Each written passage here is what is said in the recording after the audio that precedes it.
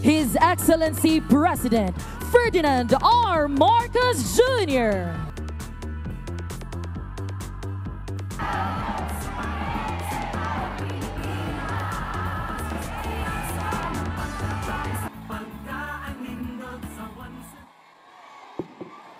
Kay atong bisita nga maugyoy ni pili nga mo anhigyud siya ang atong gipili niadtong 2022 nga mo'y manggulo sa atong nasod. Ani agayod ang atong pinalanggang presidente, President Ferdinand Marcos Jr.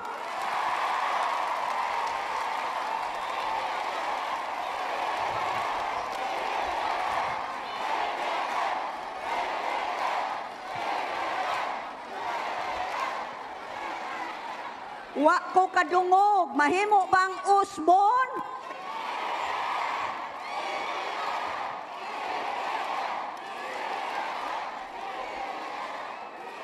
Ang atong pinalanggang presidente, ang atong girespeto, atong gitamod, kay kita mga disente nga mga sugboanon, dumanhuganon. President, BBM, 20 bigas, meron na. Tag 20 bugas, mamalit na ta.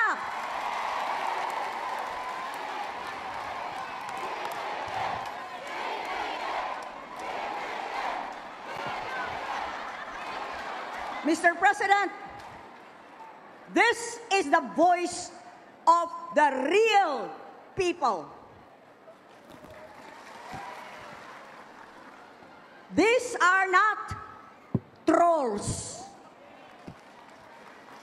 nor created AI bots or voices coming from other countries. Ito po, ang mga dumanhuganon, sila po ang mga sugbuanon. Patuloy kami respeto sa inyo, lalong-lalo na ngayon, meron ng 20 bugas per kilo.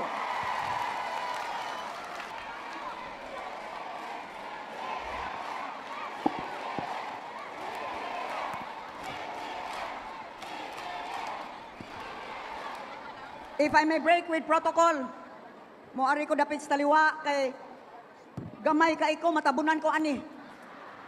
Unya, maay man sanang makakita sa mas lawas ay.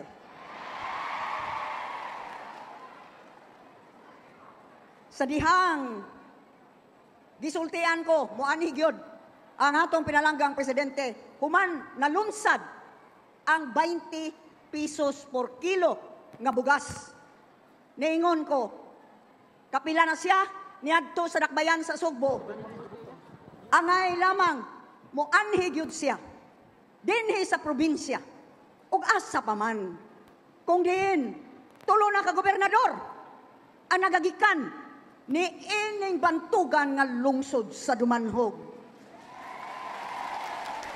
Where else but the very municipality that has echoed the start of a promise fulfilled, 20 pesos per kilo.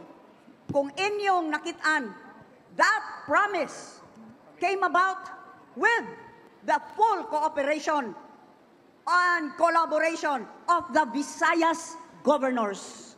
Mga gobernador sa Bisaya, mao gayud ang unang ningon, musuporta mi, mauni ang dugay ng gihulat sa katawhan. Busa, human kadto gilungsad, Mayo 1, karon, Mayo 5, aniya ang atong pinalanggang presidente. From the first launching by our governors, he is now here in the home of the governors, Dumanhog. Dumanhog gave me 96% of the votes. Pangita atong 4%, ano wato nibutan nako. Doon naman gani presinto, kabalasnan, nga nasiruhan ang kontra. Ingon ni Ana, that is your confidence and trust in one who is from Dumanhog also. Anak sa Dumanhog, si Gwen Garcia. This governor, kini nga Dumanhoganon, 100% nagsuporta sa atong minahal nga presidente, President Bongbong Marcos Jr.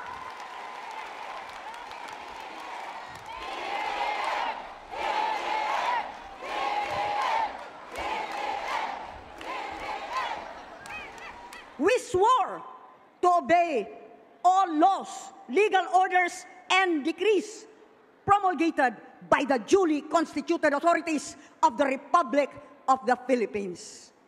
Panumpa kana. Dili nato kana talikdan. Bisan pa, o giunsa kita pag-atake, pagkunis-kunis. Giunsa kita pagpuno sa mga bakak, bahin ka nato, labi na gyud ko, labing starring ko. If we need to suffer, if we need to be humiliated because we stood by our oaths, then let it be so, because we are Cebuano public officials.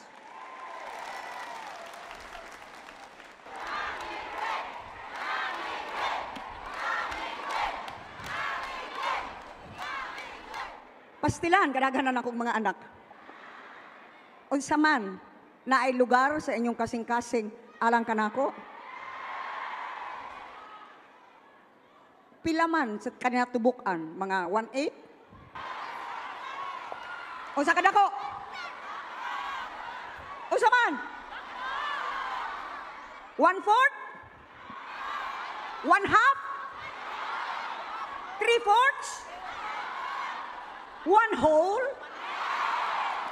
Tibuok? Wa na di ibilin para sa inyong banak asawa. Salamat kayo. Kung ang kinatibok alman sa inyong kasing-kasing ihatag kanako, nang kung si Gwen Garcia ang niangkon sa inyong mga kasing-kasing, mahimo ba tiningin ninyong gipangga dunay ihangyo kaninyo? Ang akong baruganan, inyo ba usab pagasundon? Musuporta ba kamo sa akong padayon pagsuporta sa pinalangga natong presidente sa nasod, President Ferdinand Marcos Jr.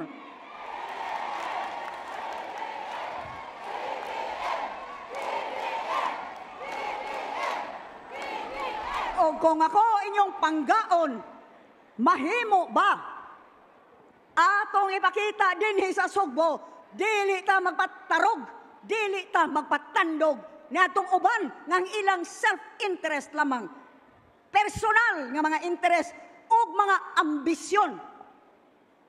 Ang nag-apil-apil kanato, mahimo ba sama sa atong nakita sa mga programa sa Sugbo, pagkadaghan ng mga local government units, muanhi kay buot usab mutuon kita nahimo na nga sumbanan. Sugbo numero 1 mao karon ang sumbanan. Mayong uto. Daghang salamat, Governor Gwen Garcia.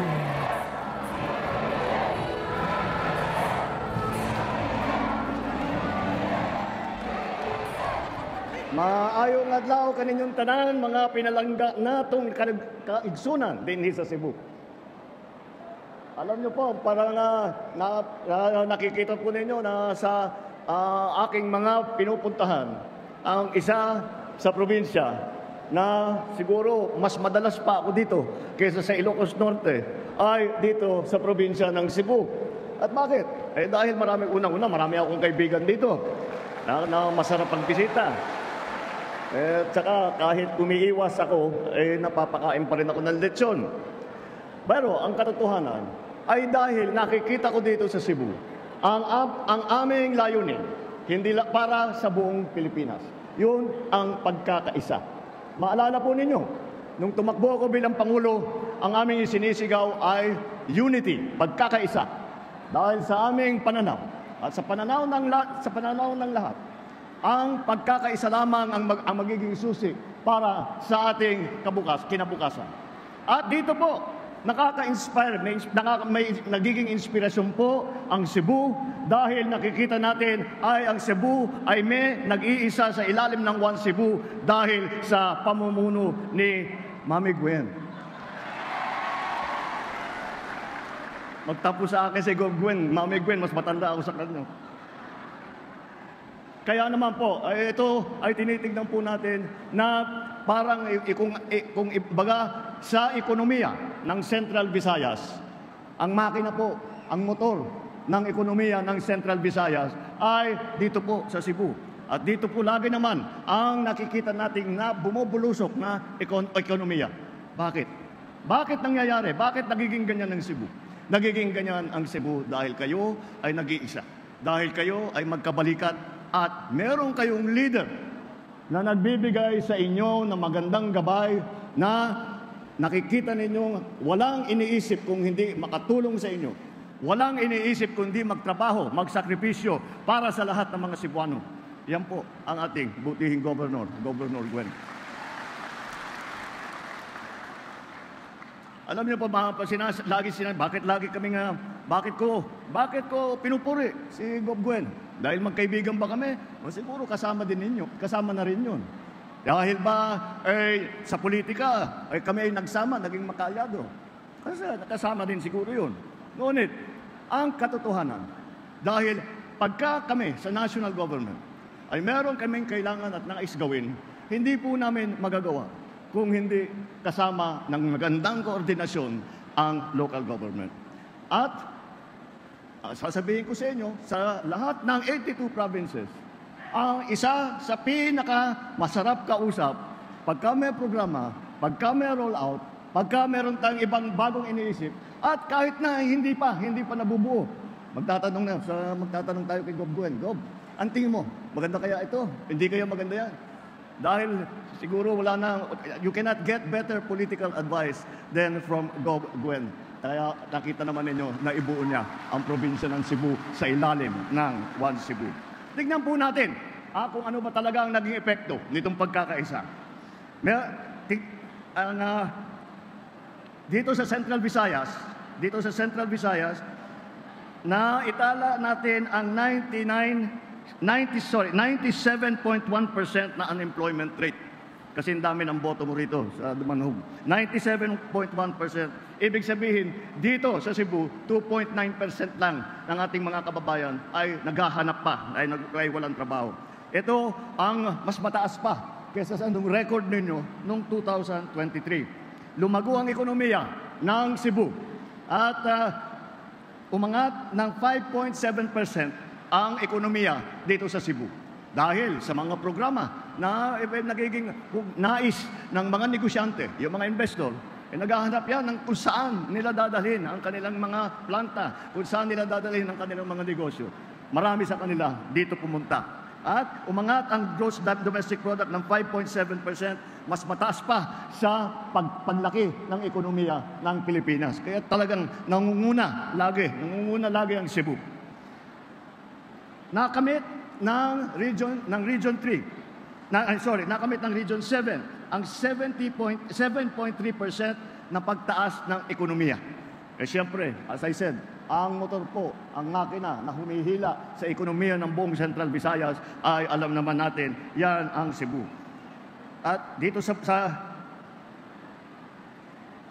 tumaas din ang GDP ng probinsya mula 388 bilyong piso noong 2022, nagsimula patungo sa 411 bilyong piso noong 2023. At palagay ko, pag dumating na ang mga numero para sa nakaraang taon, makikita natin, umakyat na naman yan. Ulit, bakit nangyayari ito? Bakit nagiging maganda ang patakbo? Bakit maganda ang pananaw ng mga investor, ng mga negosyante, ng mga turista? Bakit ganyan? Dahil po, kayong lahat ay nagkakaisa sa ilalim ni Governor Gwen. Kayo ay nagkakaisa, tumutulong sa One Cebu. Ang One Cebu naman ay nagkakaisa upang wala nang ibang ginawa kung hindi tumulong sa taong bayan at pagandahin ang buhay ng bawat Pilipino at pagandahin ang Pilipinas. Ay nakamit na natin.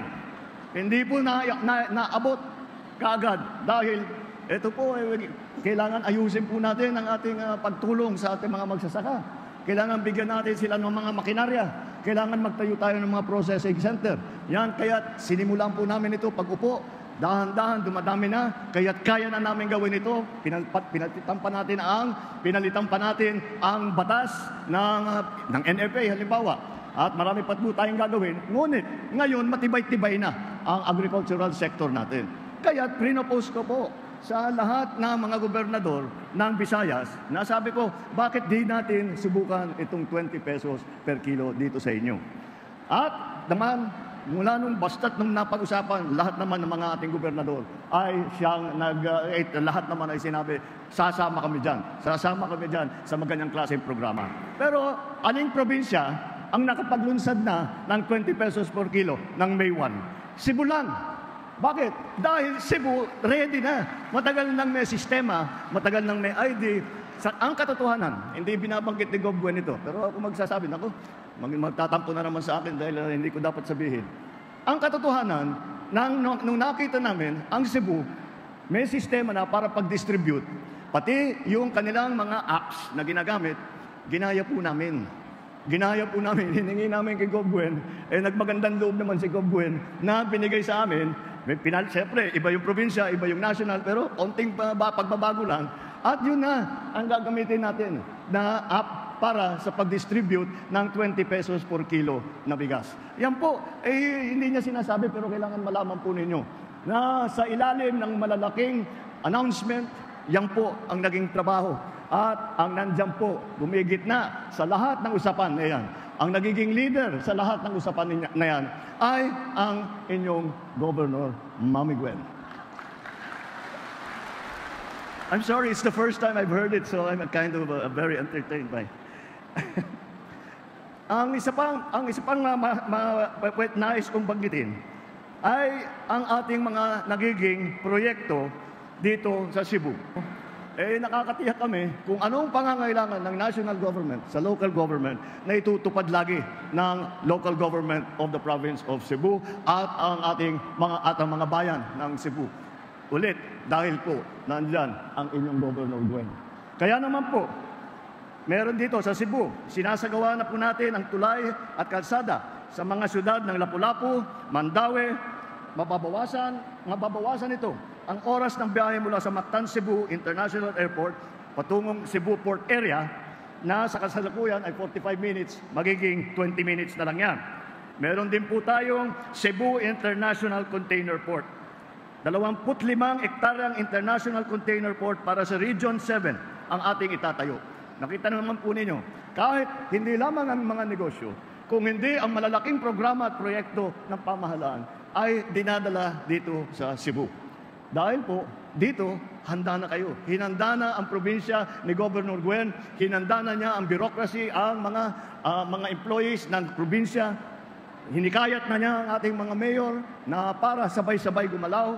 Dahil dyan, para naman sa national government ay napakadali na masabi. Doon tayo maglagay. Malakas ang kumpiyansa natin sa local government na gagawin nila ang lahat ng kailangan gawin. Lalampas pa. Kung minsan hindi pa namin hinihingi, tapos na. Masyadong mabilis dito sa Cebu. At yung International Container Port po, 25 hektarya po yun. Sa pamamagitan ng International Container Port, maiwasan ang pagsikip ng kalsada sa loob at labas ng daungan. At mababawasan ang oras para bawas ang gastos sa logistics. Gagawin po natin logistics hub ang Cebu. At sino ba ang ating mga senatorable? Palagay ko, kilala nyo naman sa halos lahat sa kanila. At siguro naman, naalala pa ninyo ang kanilang mga naging kasaysayan para umabot bilang senador. At bilang yung iba, congressman, yung iba mayor. Kaya yan po ang aming pinili. Kung titignan po ninyo, kung maalala ninyo, pagka eleksyon, kadalasan, lahat ng kandidato nakahilera dito sa entablado, pare-parehong kulay ng t-shirt. Kami iba-iba. Dahil iba-iba ang pinanggalingan ng partido. Ngunit, ganun ang pagmamahal ng ating mga senador, sabi nila, pagsama na lang natin para tayong lahat ay magkaisa, magtulungan, imbis na nag-aaway tayo. Kaya naman po, yan ang aming pinili. Kaya naman po, yan ang aking hinaharap po sa inyo. At, ano ito, mga hindi pangkaraniwan po itong ating mga senatorial ball. Mga bigatin po ito.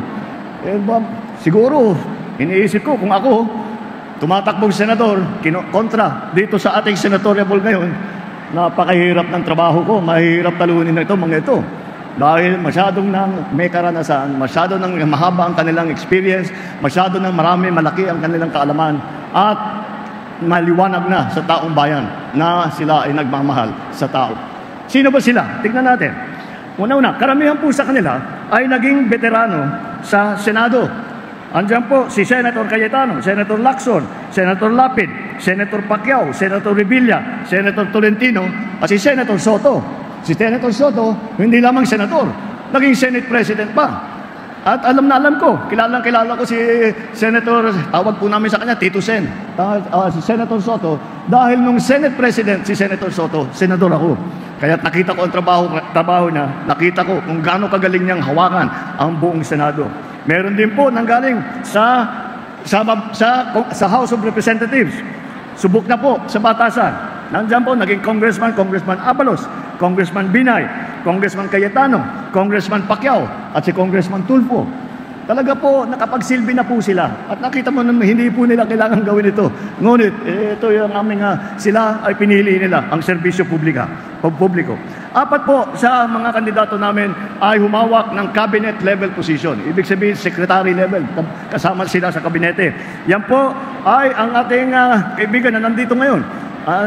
Alam niyo po, noong ako'y bago ko po, iniisip ko sino ilalagay natin DLG. Ay sabi ko, maghanap tayo sa mga kilala natin yung talagang nakakaunawa sa mga issue ng local government. Dahil doon ako nanggaling, ay naintindihan ko yan na marami talagang kailangan itulong sa mga local government. At sabi ko, ang naisip ko kagad ay ang panahon nun, Mayor Benhur Abalos. Mayor po, naging mayor po ng Mandaluyong. Kaya siya po ay naging DILG Secretary, Secretary Benhur Abalos. Ang pangalawa pa, nung inaisip namin, sino lalagay natin sa DSWD? Ano bang ginagawa ng DSWD? Ang DSWD naghahatid ng tulong sa taong bayan. Ang DSWD ay pumupunta kung saan kailangan, kung magbigay ng tulong, magbigay ng benepisyo, malaki pong trabaho. Pero sa lahat ng mga nangangailangan, mga naging biktima, mga naghihirap, yan po ang trabaho ng DSWD. Kaya itinanong ko sarili ko, sino ba ang kilala ko na habang buhay ay walang ginawa kung hindi tumulong sa mga maliliit, sa mga mahirap, sa mga walang boses, sa mga nangangailangan ng tulong. At agad-agad naisip ko si Erwin Tulfo, kaya si Secretary Erwin Tulfo ng DSWD. Si Senator Tolentino, dumaan din yan sa secretary level. Siya ay naging chairman ng Metro Manila Development Authority. Nakalagay dyan, Metro Manila. Pero naiba, noong si Chairman Tolentino, ang namumuno ng MMDA, ay kahit sa labas na ng Maynila, pag humihingi ng tulong, tinutulungan pa rin niya. Kaya hanggang ngayon, maraming nagtatanaw ng utang na loob kay Senator Tolentino. Ang isa pang senador natin na naging Senate cabinet level na secretary ay si Senator Ping Lacson. Humawak siya noong rehabilitation para sa mga nabiktima ng Yolanda. Magtatayo ng bagong bahay, magpatayo ng bagong water system, lahat po yan. Siya po ang gumawa niyan. Kaya po, malaking tulong. Nandun po ako sa Tacloban na pagkatapos ng Yolanda, napakalaking tulong po ang kanyang nagawa. At bukod pa ron, si Senator Ping Lacson, alam naman ninyo, maalala ninyo, naging hepe ito ng PNP. Kaya ang hepe ng PNP, napakahirap na trabaho. Ngunit nung hawak ni Ping Lacson, ang chief PNP, yun ang panahon na nakamit ng PNP, ng mga pulis, ang pinakamataas na approval rating sa buong kasaysayan ng kapulisan. Hanggang ngayon, hindi pa naulit. Yan po ang ginawa ng ating chief PNP na si Ping Lacson. Sino sa aming mga kandidato naging gobernador ng Cavite? Si Senator Bong Revilla. Hinawakan niya ang Cavite. Siyang naging governor doon. Ngayon, kung makita niyo po ang Cavite, makita niyo po ang Pampanga, talaga naman ang bilis ng kanilang pagpalaki ng kanilang ekonomiya. Meron din tayo City Mayor. O isa dito, nabanggit ko na, si Benhur Abalos, yan po naging mayor po ng matagalan sa Mandaluyong City. Nung panahon po niya, ay marami siyang natanggap, nagpakikilala, binigyan siya, meron siyang mga award, meron siyang mga premyo, at dahil po, ang katotohanan ay napakarami ang kanyang natulungan. Ang alin ang pinakamayaman na lungsod sa buong Pilipinas? Di ba? Sa lahat ng mga negosyo, hindi ba lahat ng mga malalaking negosyo, malalaking korporasyon, nasa Makati. Kaya't maraming pondo ang Makati. Ang naging mayor po dyan ay si Mayor Abby Binay. At anong ginawa niya sa malaking pondo niya? Dinagay ba niya sa, nagpagawa ba ng kung ano-anong magagara na hindi naman nagagamit ng tao? Hindi po. Ang ginawa ni Mayor Abby Binay, dahil may hawak siyang pera, pinimigay niya lahat, benepisyo. Sa Makati po, libre na lahat halos. Para sa mga matatanda, para sa mga na aksidente, para sa mga may sakit, para sa mga bata. Kaya't makita naman natin ay hindi pera ang pinasukan nila, kung hindi ang serbisyo talaga. Yan po si Mayor Abby Binay. Yan po ang dapat ating suportahan sa darating halalan. Kaya't wag niyo pong makalimutan. Pagdating ng Lunes na, pagdating ng Lunes, dapat hingin nyo lang yung sample ballot galing kay Gob Gwen. Tapos diretso hininyo lahat yun para buo ang One Cebu, para buo ang alyansa na kandidato na lahat na mananalo. Mabuhay ang alyansa, mabuhay ang One Cebu. Maraming salamat po sa inyong lahat.